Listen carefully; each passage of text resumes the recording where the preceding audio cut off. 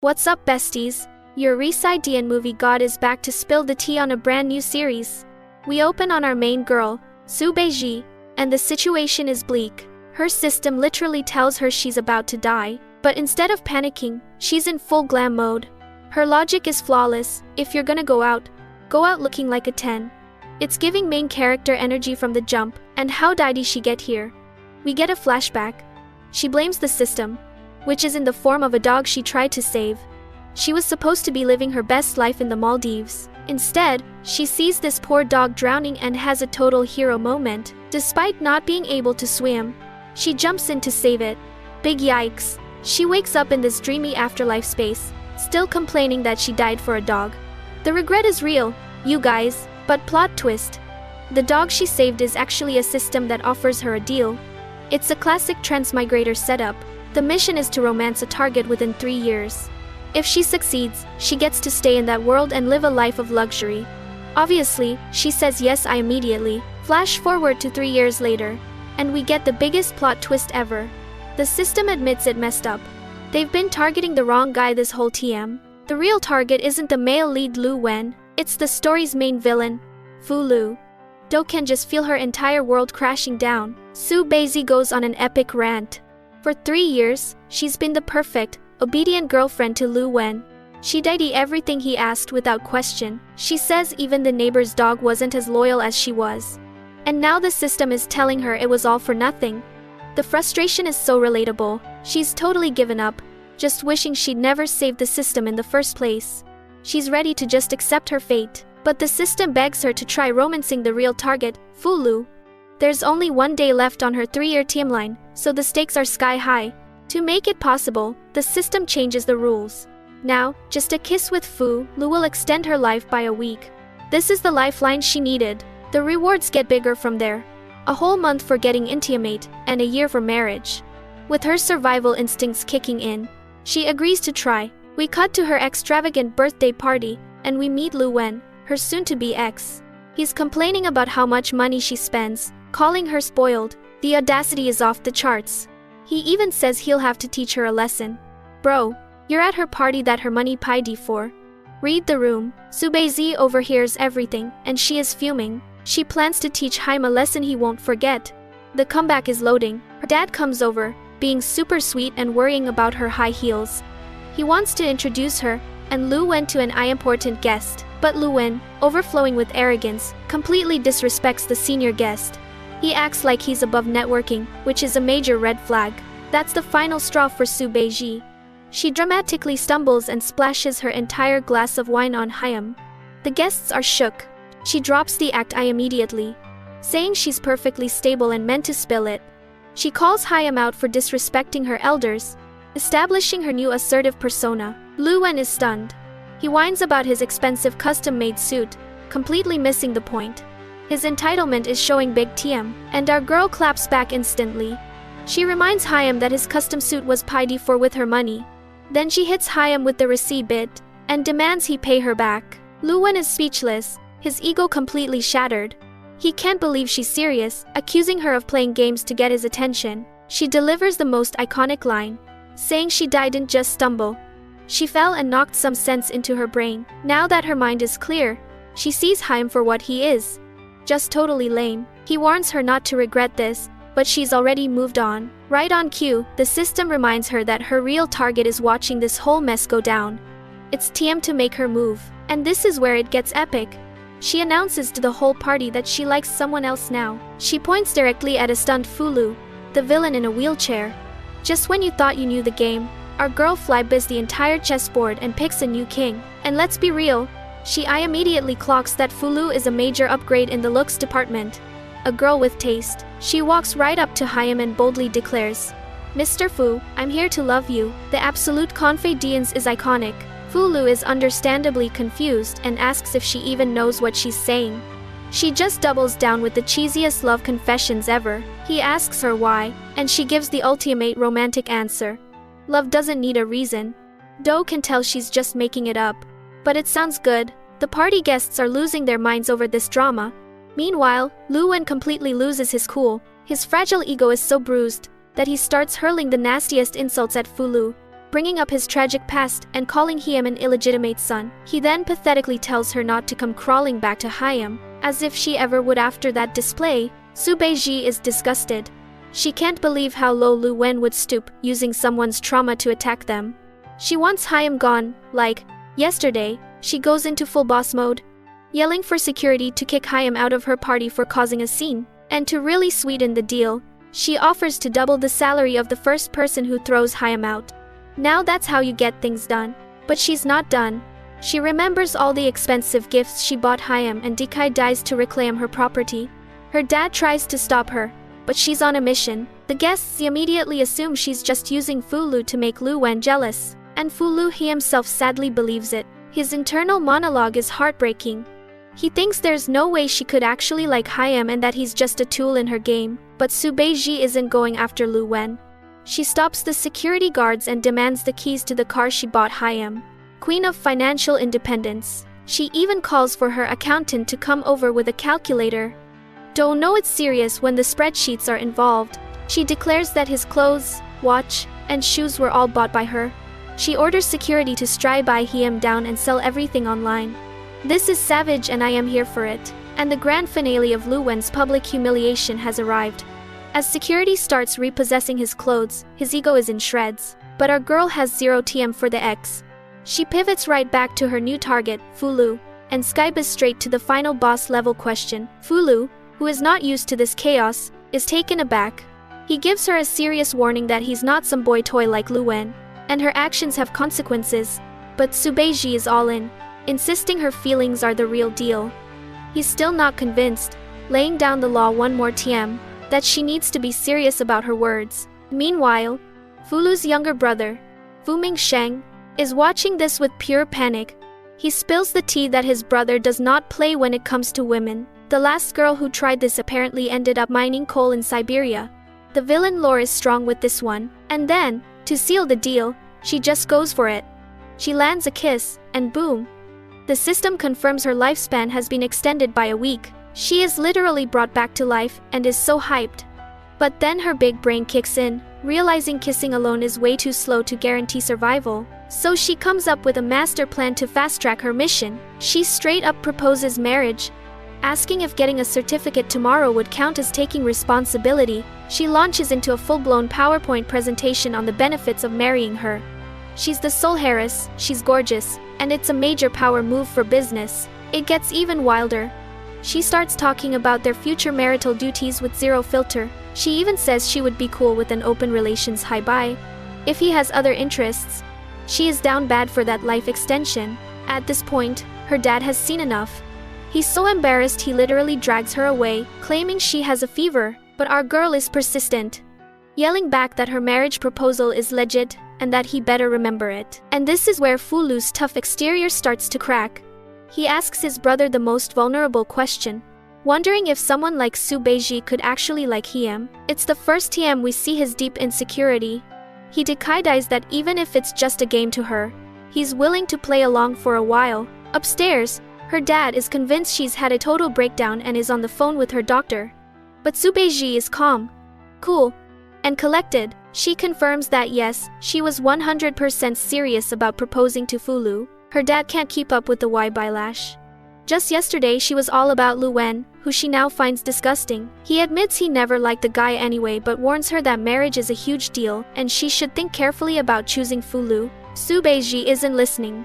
She's already asking for the family registration book so she can make it official tomorrow.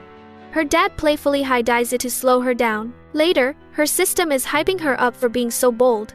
Soo Bae-ji just lays out her philosophy.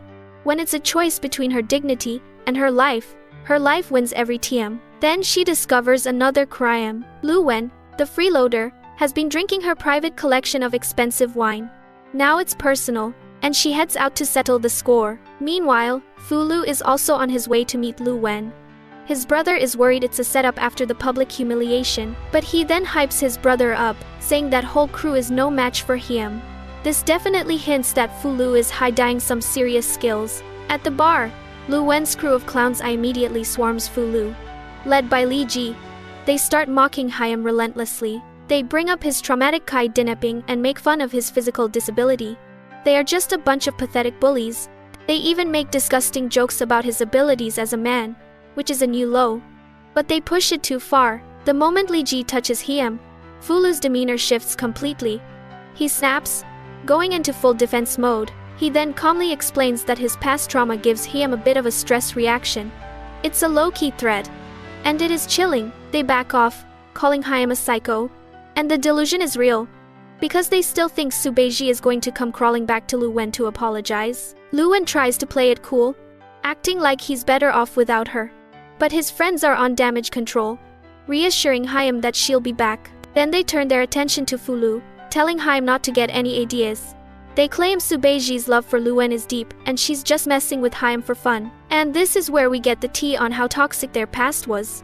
They start telling stories about how Lu Wen would bully her, like tricking her into getting lost in a forest, and even after being stranded for a whole day, she would still show up the next morning to bring him hangover medicine.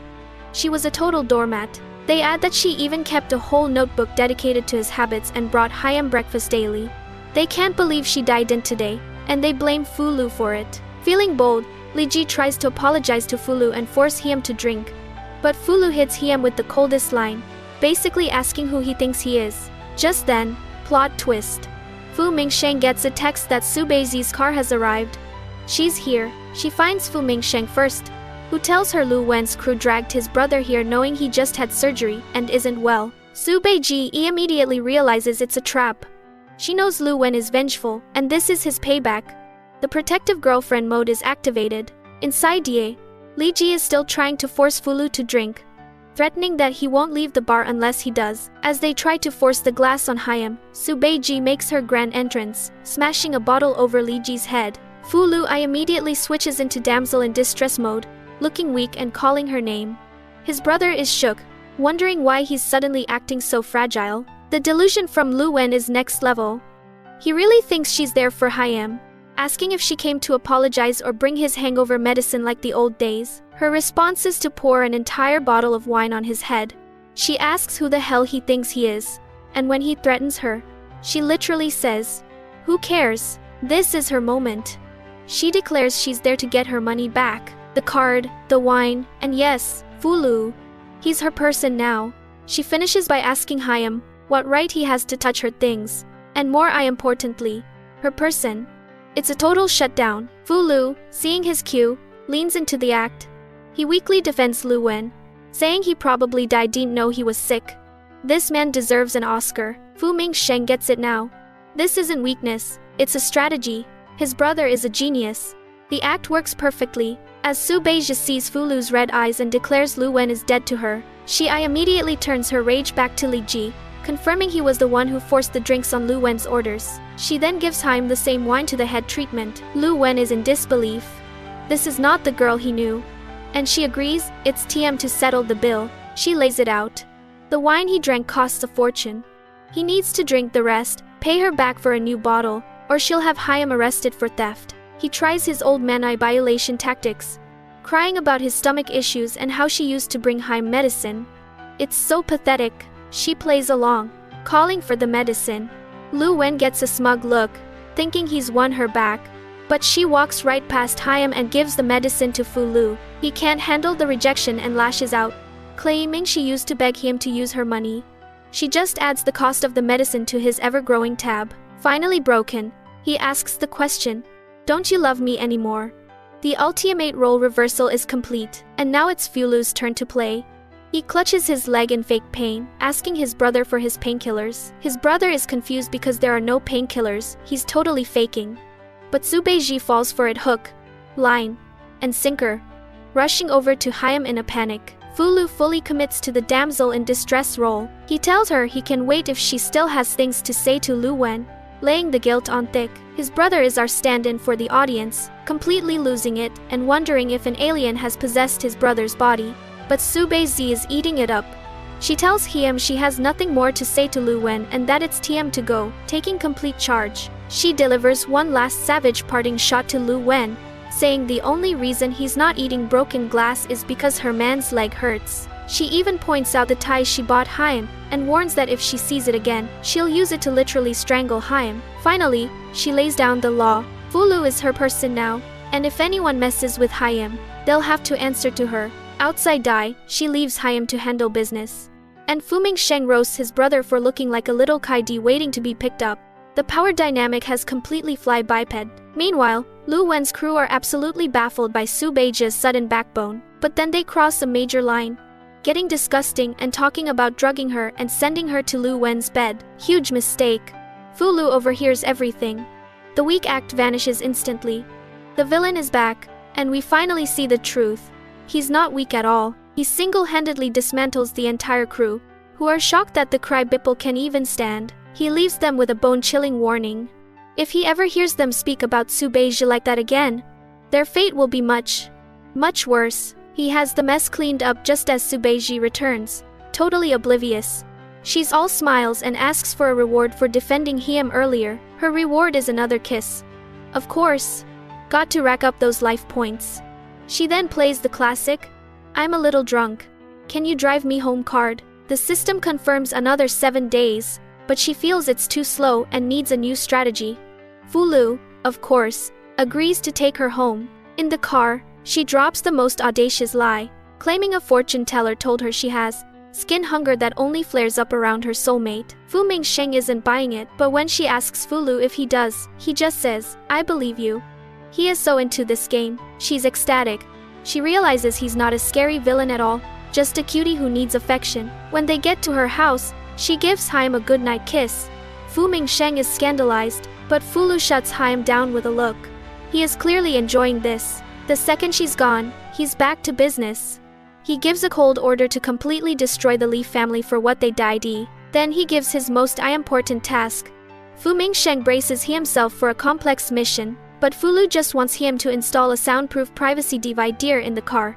4 reasons. Fu Mingsheng has a hilarious breakdown. All his elite training in business and combat, and his most vital task is to find a car accessory. Back home, Su Beiji is convinced she's cracked the code. She tells her system that she's sure Fu Lu has a secret crush on her. The system tries to be logical, saying it's too soon, but she's running on pure vibes and intuition. The next day, Lu Wen shows up with the most delusional offer ever. He says he'll consider taking her back, but only if she apologizes to his friends. The entitlement is breathtaking. He genuinely can't comprehend that she's moved on and is disgusted by his very presence. He's in such denial that he checks his phone, totally shocked that she actually blocked Hyam. Then comes the ultimate reality check. An assistant brings Hyam a gift he was planning to give her, but informs Hyam the card has been frozen. The sugar mama has officially cut Hyam off. It's only now, when the money stops, that he realizes she might actually be serious. He starts racking his brain, trying to figure out what went wrong. And then, a major plot point is revealed. He wonders if she found out the truth about that in Kaidian when they were 13. That he wasn't actually the one who saved her. Flashback TM. We see a young Subeizi getting mugged for her jade bracelet. And who comes to the rescue? A young, injured Fu Lu. But he disappears before her dad arrives, and her dad mistakenly thanks a young Lu Wen who was just standing nearby. And Lu Wen just takes the credit, so his entire relationship with her, and his family's wealth, is built on a lie. Now that it's all at risk, he puts all the blame on Fu Lu. It's giving villain team up. He decides to use Li Ji's anger to get his revenge, knowing Li Ji will be easy to manipulate. And speak of the devil, at the Li household, Li Ji's dad is furious because their company's finances have been mysteriously cut off. Karma is swift. Lu Wen arrives, playing the concerned friend, and immediately points the finger at Fu Lu, painting Hyam as a petty, vengeful person. Hook, line, and sinker. They decide to march down to the Fu Corporation to complain to the real boss, not realizing they're about to walk into the lion's den. Meanwhile, our girl is on a much different mission. She realizes she doesn't even have Fu Lu's number, but that's not stopping her. She tells her driver to take her to his company because she had a nightmare about dying from not kissing Hyam enough. Her priorities are straight. So Team Grumpy storms into the CEO's office, bad-mouthing Fu Lu to the man they think is the boss. And in the ultimate Uno reverse card moment, Fu Lu spins around in the big chair and asks, "You want me to punish who now?" They're still clueless, calling Hyam a nobody and telling Hyam to get out of the chair. He just calmly states, "This is my office." Then he stands up. The mask is off. They realize he was faking his weakness the whole time. He grabs Lu Wen and calls him out for what he is, a freeloader who lives off a woman. Lu Wen is still bluffing, but Fu Lu lays down the gauntlet. Let's see if the Li family goes bankrupt before he gets in trouble. And right on cue, Fu Mingsheng arrives to confirm the job is done. The phone calls start rolling in. The Li family business is collapsing in real time. Li Ji's dad immediately starts begging for mercy, but Li Ji is still too arrogant to understand the situation. His dad forces him to his knees, but Fu Lu is cold as ice. He says a simple apology won't fix this. He tells them what he really wants is to see their family ruined and never recover. And just as the drama hits its peak, Lu Wen looks up and sees Su Beiji has arrived. She completely ignores Lu Wen and marches straight towards her man. Fu Mingsheng can only sigh, knowing she's here to take advantage of his brother again. The moment Fu Lu sees her, his entire demeanor changes. The cold CEO vanishes, replaced by a soft, smiling man, completely ignoring Li Ji's yelling. Su Beiji takes one look at the situation and immediately calls Li Ji a big idiot. The loyalty is real, and the performance begins. Fu Lu immediately goes into weak mode, stumbling and claiming he just wasn't steady on his feet, making it clear Li Ji pushed him without saying a word. She completely falls for his pitiful act. While Fu Mingsheng correctly diagnoses his brother as a total simp, she instantly blames Lu Wen, assuming he's the puppet master. He tries to tell her the truth, that Fu Lu is the one man violating everyone. He even points out that Fu Lu isn't actually disabled and is trying to ruin the Li family, but she is having none of it. Fu Lu doubles down on the act, asking his brother for his pain medicine. Fu Mingsheng just marvels at his Oscar-worthy performance. Lu Wen tries one last time to call him out, but Su Beiji shuts him down, calling him a monster for picking on Fu Lu's injury. She turns her fury on Li Ji, asking which hand he used to push her man. Then she reminds them of her promise. Fu Lu is hers, and they didn't listen. With a savage smile, she announces that since the Li family is already going bankrupt, her family might as well join in and kick them while they're down. After kicking them all out, she gives Lu Wen one last chilling reminder to pay her back. He is absolutely fuming. With the trash taken out, she needs some privacy. She hilariously orders Fu Mingsheng to escort them all the way downstairs so she can be alone with his brother. She tells Fu Lu it's time for some adult activities. As she leans in, he just says I understand, playing right into her hands. Lu Wen is spiraling. He vows to expose Fu Lu, and right then, he gets a call from Su Beiji's rival, Xiang Yueyi. The villain team-up is expanding. She offers herself up, suggesting they get together to make Su Beiji jealous, convinced she's just playing hard to get. Lu Wen's ego loves this idea. They agree to meet at a fancy auction the next day to put their petty plan into action. Surprise! Su Beiji is also going to that auction. She's on a mission to expose someone impersonating her late mother's student, and she's bringing Fu Lu as her date. At the event, she spots a jade bracelet up for auction. She recognizes it as a design her mother made that was lost years ago and assumes it must be a fake. Xiang Yueyi immediately swoops in to mock her, calling her a dumb beauty for not recognizing the work of a famous artist. Not knowing that artist is Su Beiji's mother, the crowd starts gossiping, praising Lu Wen's success and saying Su Beiji must be regretting her choice to chase after a cray bipple. But Su Beiji gets the last laugh, clapping back that at least she's not like Xiang Yueyi, who seems to like any kind of trash she finds. Later, Xiang Yueyi taunts her about a 150 million jewelry set, suggesting she buy it. Su Beiji fires back, telling Xiang Yueyi to buy it for her instead. Xiang Yueyi sees this as weakness, asking if she's run out of money. And then, Fu Lu calmly buys his 180 million. He then sweetly explains to her that he left his wheelchair behind because he was worried about embarrassing her. She reassures him she would never be ashamed of him. Xiang Yueyi just can't help herself, calling them a perfect match. A crybible and a fool. Su Beiji is not having it.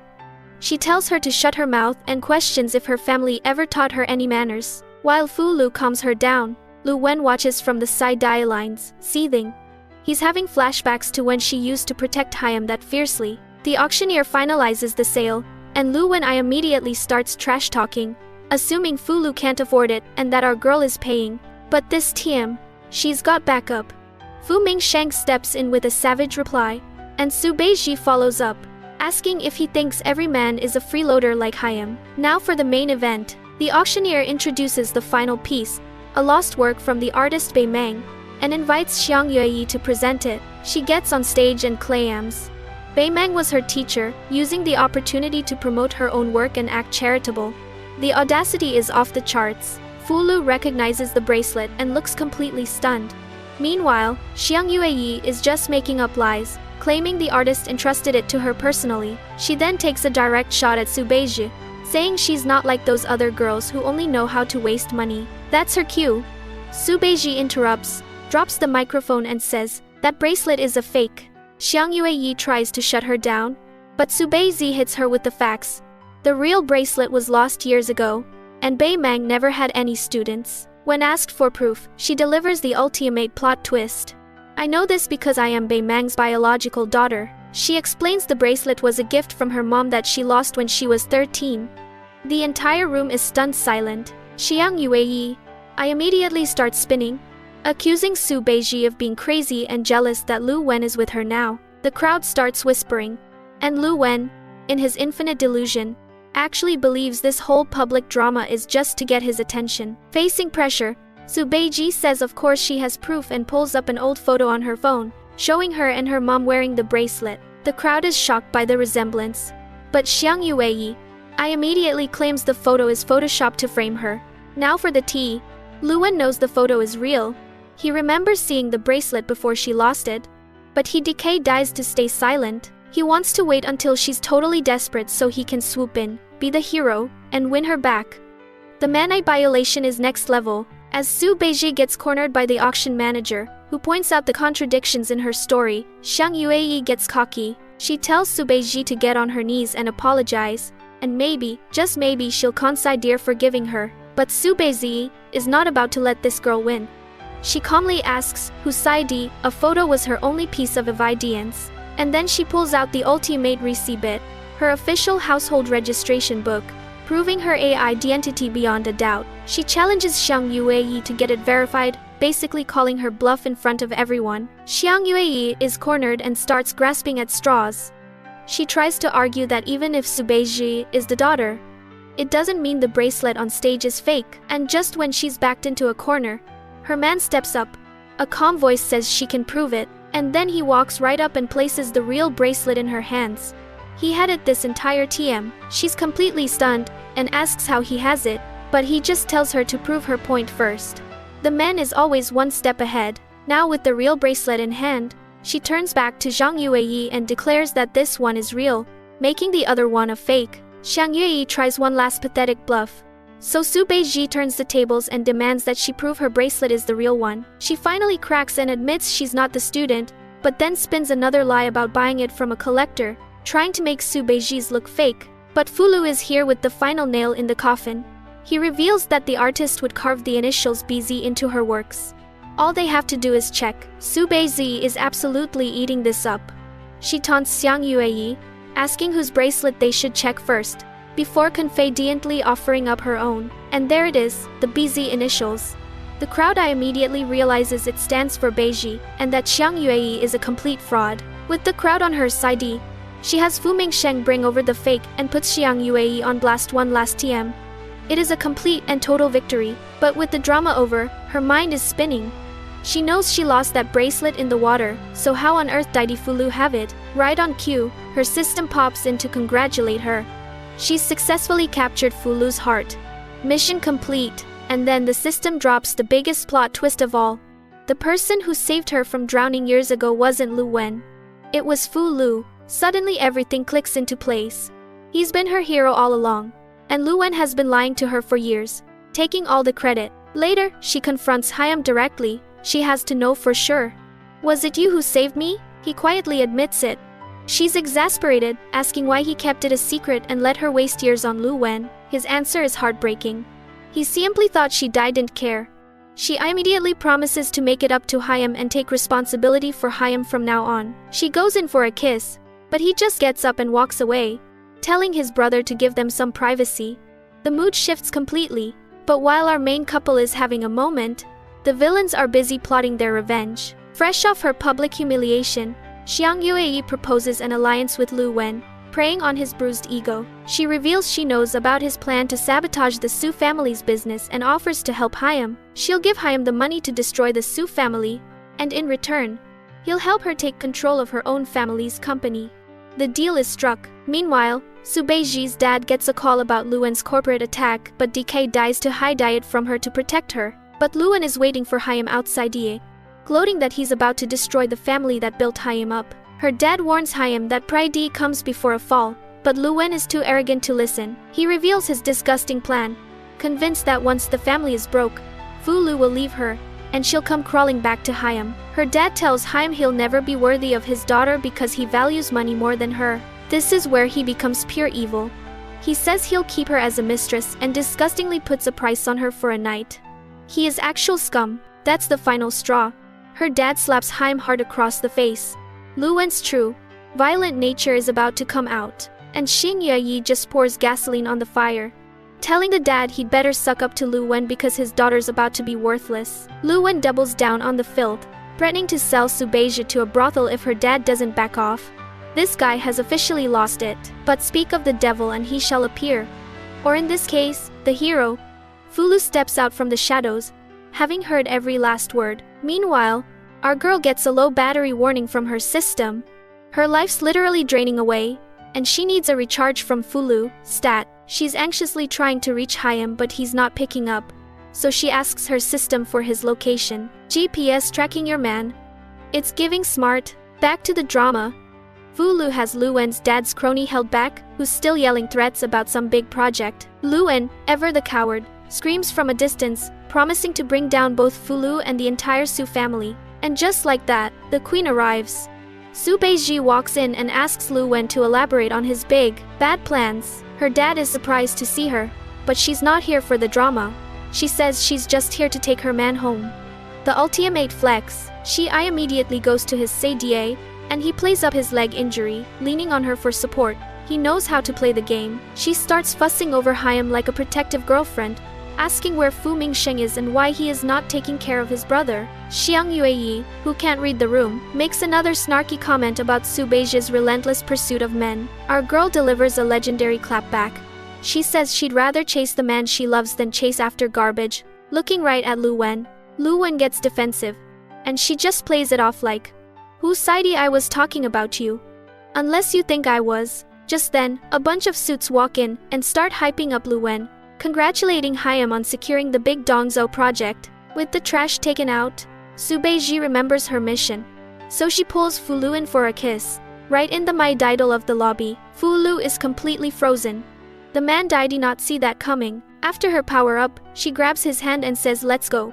It's TM to watch the show. They walk into the meeting room where Lu Wen is on his power tray B, telling Fu Lu he doesn't belong and asking if he's even worthy of his seat. And of course, Xiang Yi has to add her 2 cents, calling him an illegitimate son who's aiming way too high. And this is the moment. Fu Lu drops the bomb. "What if I told you I am the director of this project?" Lu Wen and his goons just laugh in his face, saying he's delusional and wasn't even qualified to buy D on the project. But Fu Lu is completely unbothered. He simply states, "I never bluff.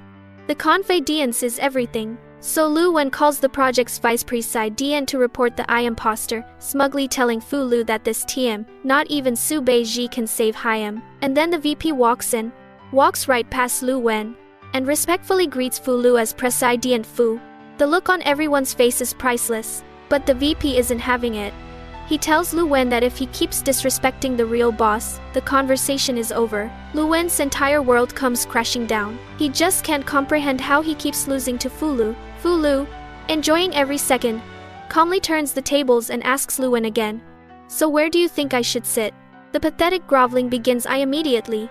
Lu Wen and his sidekick start begging for forgiveness, claiming it was all a big misunderstanding. Then, Su Beiji's dad steps in, asking Fu Lu what the meeting is really about. Since they were there to discuss the compensation, Fu Lu clarifies that they're not here to talk about problems.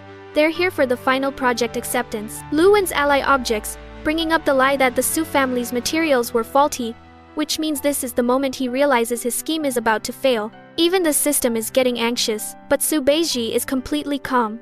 She says dealing with Lu Wen taught her a valuable lesson. The lesson is, even if your life depends on a man, You never chase Hyam. Don't make Hyam come to you. Queen energy. Right then her man steps up. Fulu demands to know who exactly made the call that the Su family's materials were bad. Lu Wen's little friend points to the fake report, insisting it's all there in black and white. Unqualified. And Xiang Yueyi sees her opening. She tries to manipulate Fulu, talking about how a massive lawsuit will destroy the Su family, but our man isn't having it. His response is one perfect word. Scram. She gets desperate and throws out a bribe, offering him billions of dollars, saying he can find any woman he wants with that kind of money. She really doesn't get it. For Hyam, there's only one woman. He tells her friend to get lost with her. Then, in a total power couple move, he turns to Su Beizi and asks what she thinks. He's putting the final call in her hands, and her response is iconic. What I say goes. The absolute trust between these two is unreal. Lu Wen, completely clueless, thinks Fulu is asking her to confess her family's guilt. He's so arrogant he can't see he's already lost. Fulu plays along beautifully, saying yes, that's what he means. The trap is set. Su Beizi simply says her family is innocent and has nothing to fear. And then she presents the real, official report. With their lies exposed, Su Beizi asks Fulu what should be done with people who fabricate evidence to frame others. He delivers the final verdict. Hand them over to the police. It's a total mic drop moment. Just then, her system pings. His affection meter has hit 99%. They're so close, but the system warns her it's not that simple. The final 1% is blocked by a deep psychological issue, a knot in his heart that prevents Hyam from fully trusting her. As Su Beizi wonders what this deep wound could be, Lu Wen is already plotting his most evil move yet. He's getting his hands on a suppressed video of Fulu's childhood kidnapping and abuse, planning to leak it and destroy Hyam completely. Later, Su Beizi finds Fulu at his doctor's office, walking in on Hyam shirtless. Her inner monologue is priceless. 100 points for the abs. After some playful banter with his brother, she learns that his leg is recovering well, and even better, the doctor accidentally spills that Fulu wants to ask her to a formal dinner. She corners a flustered Fulu, taking charge as always. She asks if he wants her as his dance partner. He quietly says yes, and she grants his wish.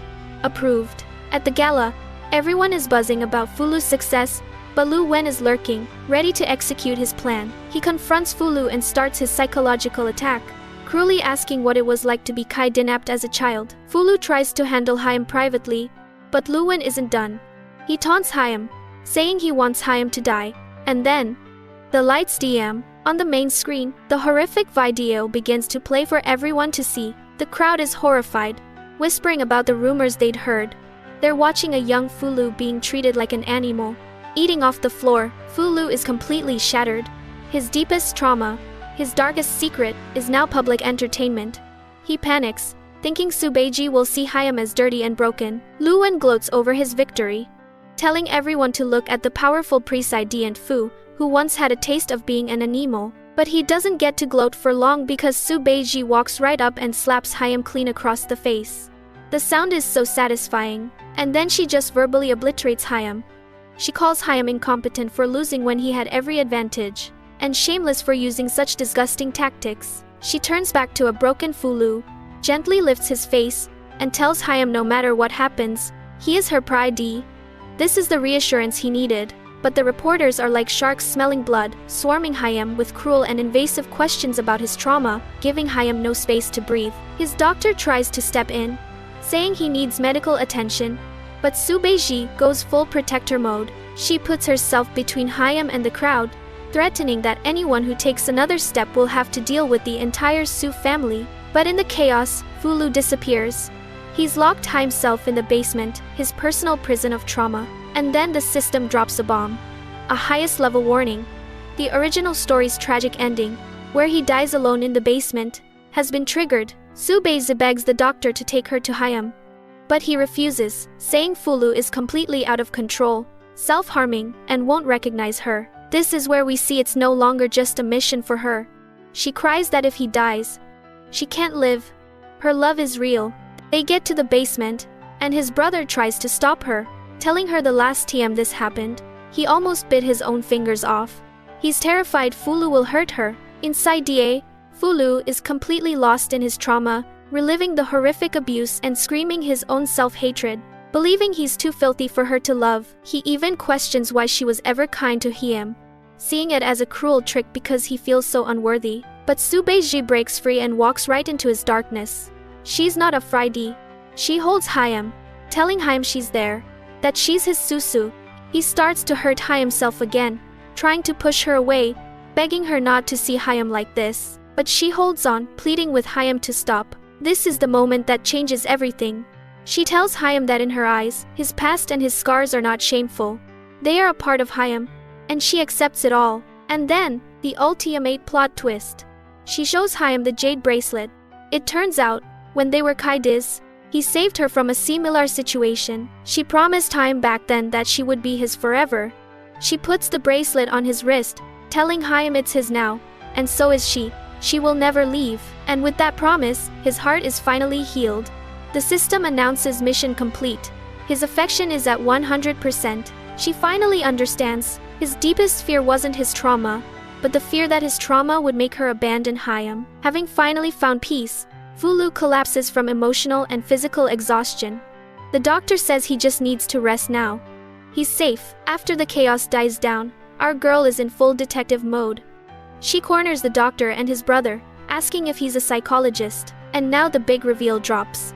He clarifies he's both an orthopedist and a psychologist, which means Fulu's problems have always been physical and mental. They confirm his psychological issues were severe, with self-harm tendencies, and then his brother adds the final piece. His leg wasn't permanently damaged. The lamp, the wheelchair, it was all a cover. So why fake it? His brother explains it was a cold, calculated business strategy. It was better for the world to think the head of the Fu family was physically disabled than to know he was mentally ill. It protected Hyam from vultures, but Soo Bae-ji shuts that narrative down immediately. She says he's not mentally ill. He's just too kind and takes all the world's blame on himself. His brother confirms that ever since she came into his life, he has been healing. Then he brings up the day she was almost kidnapped as a child. She remembers escaping and falling into the water, and his brother saving her. But that wasn't the full story. It was Fulu who fought off the kidnappers, giving her the chance to run. He took the beating for her, and even after being badly injured, he followed her to make sure she was safe, saw her fall in the water, and jumped in to save her, nearly drowning Hyam himself. The realization hits her like a truck. She owes Hyam her life. Just then, a call confirms what they already knew. Luwen leaked the video, and Xiang Yue paid for it. As Soo Bae-ji's face turns to stone, the news breaks that the story is trending #1 online, but she's ready. She goes into full boss mode, ordering her team to pull every dirty file on Lu Wen. All the fake accounts, the embezzled funds, everything. Her father confirms their goal is to destroy Fu Lu. Her response? In their dreams. She tells Fu Mingsheng to protect his brother. She's going to war. She goes back to Fu Lu, who wakes up terrified that she's gone. She softly reassures Hyam she's not going anywhere. He asks the question that's been haunting him. Now that she knows, does she hate him? Does she think he's dirty? But she just erases his fears.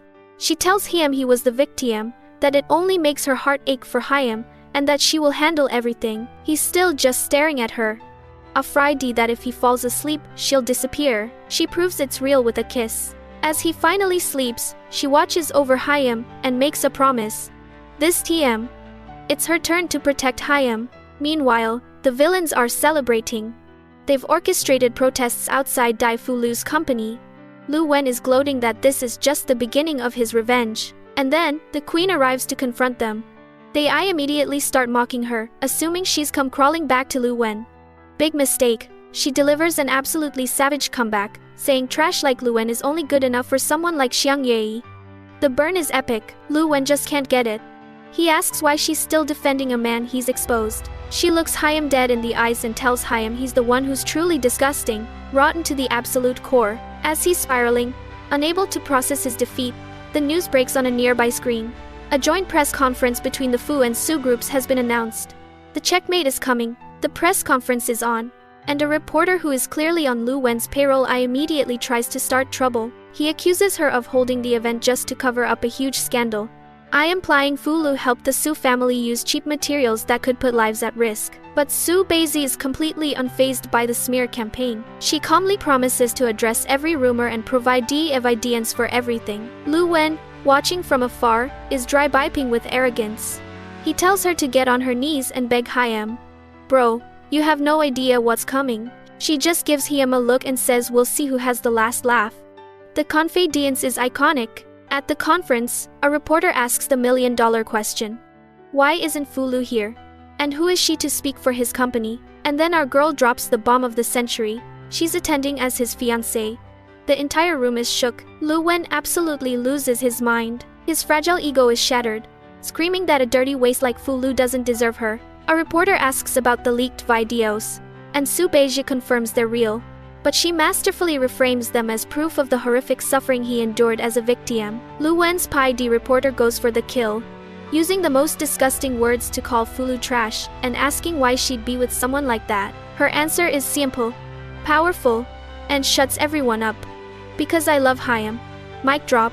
But another reporter presses, asking if Fu Lu was forced into committing crimes. She turns the tables brilliantly, asking if he writes fake news because he wants to, or because he's forced to. She then reveals the whole truth. Fu Lu was forced to do those things to protect the younger children from the traffickers. Every scar on his body was earned defending them. She puts the entire media on blast for attacking victims instead of the real criminals, challenging them to take responsibility for their words. Then Fu Mingsheng steps up to deliver the final blow. Fu Lu wasn't just a victim. He was a hero who secretly helped police take down the entire trafficking ring. When Xiang Yui's cronies tried to pivot back to the fake materials scandal, Su Beiji is ready. She calmly reminds them that Lu Wen was already questioned by police about that. Then comes the checkmate. She projects all of Lu Wen's shady financial records on the screen, showing every fake account and all the money he's been taking. She says she was going to let it all slide, but he crossed a line. Dao, do not mess with her, man. Cornered, Lu Wen tries to spin one last pathetic lie, claiming he was a noble whistleblower. But it's too late. His entire game has been exposed, and he's officially finished. Okay, so Lu Wen goes into full-on theater kaidi mode, spinning this whole dramatic story about how he's a whistleblower who tried to stop the Su family's evil deeds. He claims they framed him and threw him in jail, and now he's making this grand, tearful plea for the common people. It's giving Oscar-worthy performance, and the crowd is totally eating it up, starting a whole cancel party against the Su family. The situation gets chaotic fast. Her dad tells her to die for safety, but our girl stands her ground. She's like, nah. Running away is not in the Su family's vocabulary. She retakes the stage and claps back, saying his lies are cute, but evidence never lies. Then her dad steps up with the ultimate receipts, showing proof that Lu Wen was the one who framed them with the fake materials. He spills all the tea, how they took Hyam in and treated Hyam like a son, all because they thought he was the one who saved her. But he just used them, and now the public sees the real story. The 50 million they spent on Hyam, the fake accounts, the fraud. The narrative flies instantly. Desperate, Lu Wen plays his last card, screaming that she owed Hyam because he saved her life. Su Beiji hits Hyam with the ultimate Uno reverse. She challenges him to look her in the eye and say it again. Then she drops the final truth bomb. The real hero was Fu Lu. Lu Wen was just a coward who stood by and stole the credit, and now it's payback time. She announces she's taking everything back. The house, the cars, all of it. The repo man is on speed dial. He pathetically cries that she gave them to Hyam willingly. And she delivers the final blow. I gave them to my savior. Are you Hyam? As Lu Wen collapses, Xiang Yue starts to panic, realizing she's next on the chopping block. Su Beizi turns to her and says she wouldn't have cared, except she hurt Fu Lu. And then she drops that she's sent her family a little gift. Right on cue, the news breaks. The Xiang family has publicly disowned their daughter, cutting all ties. She's been cancelled by her own parents. She completely loses it, screaming about how unfair it is before going full goblin mode and lunging at Su Beiji with a weapon. But who shows up out of nowhere? It's Fu Lu. Standing tall, no wheelchair, full power mode activated. He calmly blocks the attack and takes control. He then announces to the world that everyone is invited to his and Su Beiji's engagement party. A king reclaiming his throne and his queen. After the chaos, her dad has a hilarious moment complaining that Fu Lu didn't even do a proper proposal. He wants the full royal treatment for his daughter. Fu Mingsheng just smiles and reassures Hyam that his brother has a grand plan and will definitely give her the proposal she deserves. Back at the venue, our girl has Fulu on the spot, playfully interrogating Hyam about his little act. She asks why he pretended to be lame, and he goes into full dramatic mode, saying it was all a ploy to get her sympathy and attention. The man is literally admitting he was playing the victim just so she'd notice Hyam. We love a self-aware king. He apologizes, thinking she's genuinely mad, but she just smiles and says she's not angry at all. She's actually happy. She's happy because it means he's finally healed enough to not feel insecure about his past. This is peak emotional intelligence. But then she's like, okay, that's cute, but where's my proposal? Dao can't just announce an engagement without actually asking me. He teases her right back, reminding her that she was the one who publicly declared herself his fiancée first. But he gets serious for a moment and promises her that he'll give her everything she's ever wanted. And he means it. Meanwhile, Luwen is having the worst day of his life. He's been fired, and everyone online is shy-byping Su Beiji and Fu Lu. The delusion is real. He's spiraling, completely unable to process how she could love anyone but Hyam. Just then, the system pops in like, mission complete. Dove 1. Dove get 1 wish. Anything you want. But our girl is in her lover era. She's so focused on Fulu's proposal that she tells the system to just put her reward on hold. Priorities? And look at this setup. Fulu went all out for this proposal. It's giving fairy tale romance. Even his brother is shook, teasing Hyam for being so nervous. The big bad CEO is literally shaking over a proposal, and it is the cutest thing ever. He's genuinely worried she won't like it. But as they wait, they realize something's wrong. She's late. He calls her phone, but it's off. And then the call comes. It's her dad, panicking. Luwen has kidnapped her. Fu Lu flybys a switch. The nervous lover is gone, and the ruthless CEO is back. He orders a citywide DA, lockdown to find her at any cost. Su Beiji wakes up in a warehouse, tied to a chair. And there's Luwen, looking totally unhinged. He's still stuck in his own head, asking why she chose Fu Lu, begging her to get back with Hyam, like nothing ever happened. Meanwhile, the search team has hit a dead end, and her dad is freaking out. But Fu Lu keeps his cool, telling them to check the most remote places possible. Back at the warehouse, Su Beiji literally spits at Hyam and tells Hyam to dream on. She would never, ever get back with Hyam. That's when he snaps. He Dekai dies if he can't have her. He'll torture Fu Lu by sending Hyam a video of Hyam hurting her. He pulls out a knife, and this psycho is about to cross the line there's no coming back from. Fu Lu gets the horrific video, but his tactical brain immediately clocks the background. It's an abandoned building. While his family is falling apart, worried for both of them, Fu Mingsheng gets a hit. There are 2 abandoned buildings nearby. They finally have a lead. Fu Lu immediately takes charge, splitting their forces to cover both locations. No TM to waste. Luwen is in full meltdown mode, blaming her for his insanity, saying she drove Hyam to this by leaving Hyam. Su Beiji isn't having it. She calls Hyam out on his victim complex, asking Hyam if he even remembers how horribly he treated her. She lists all the recent bits, how he'd publicly humiliate her and belittle her to prop up his own fragile ego. She's laying it all bare, but he's so far gone he thinks her relation's Hybe with Fu Lu is just a game to make Hyam jealous. He begs her to take Hyam back. As Fu Lu races against Tiem, Luwen's plan gets even more twisted. He's going to humiliate her on a live stream so no one else will ever want her. But right as he makes his move, Su Beiji fights back, kicking Hyam right where it hurts. Our girl is a survivor. The fight is on.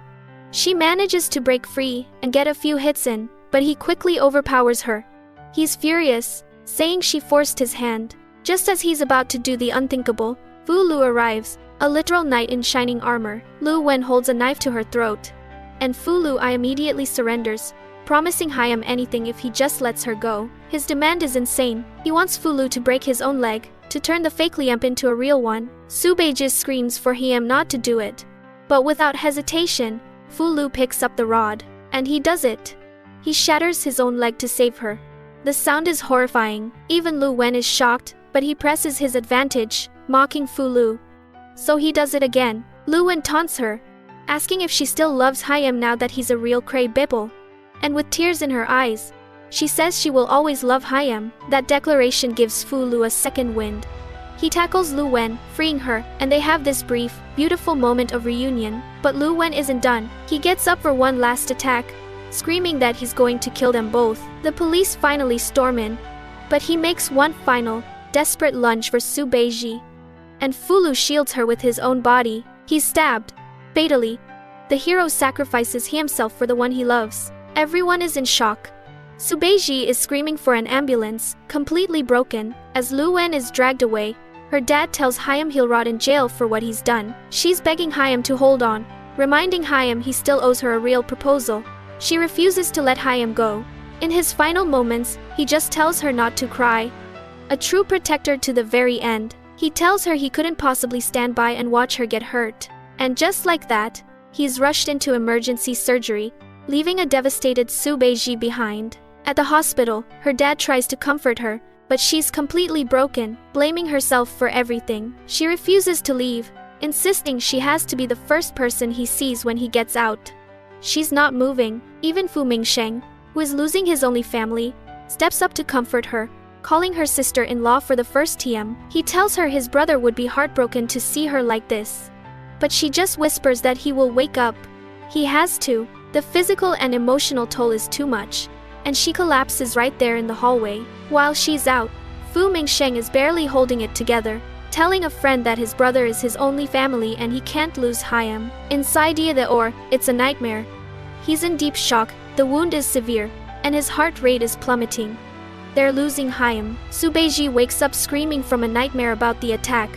Her dad tries to comfort her, but she's frantic, asking where Fu Lu is. Her dad's feeding her some serious copium, saying dreams are the opposite of reality and he'll be fine.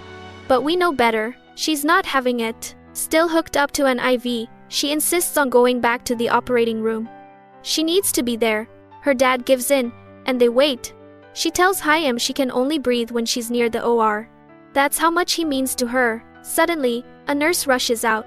He's lost too much blood, and they're out of his B type. They desperately need a donor, but none of them are a match. The blood bank is empty. Their only hope is a transfer from another hospital, but it might not make it in team. Su Beiji starts to spiral, but then holds on to the belief that he promised her he would survive. And then, the moment everyone dreaded, the operating room light goes out. The doctor comes out. He's gone.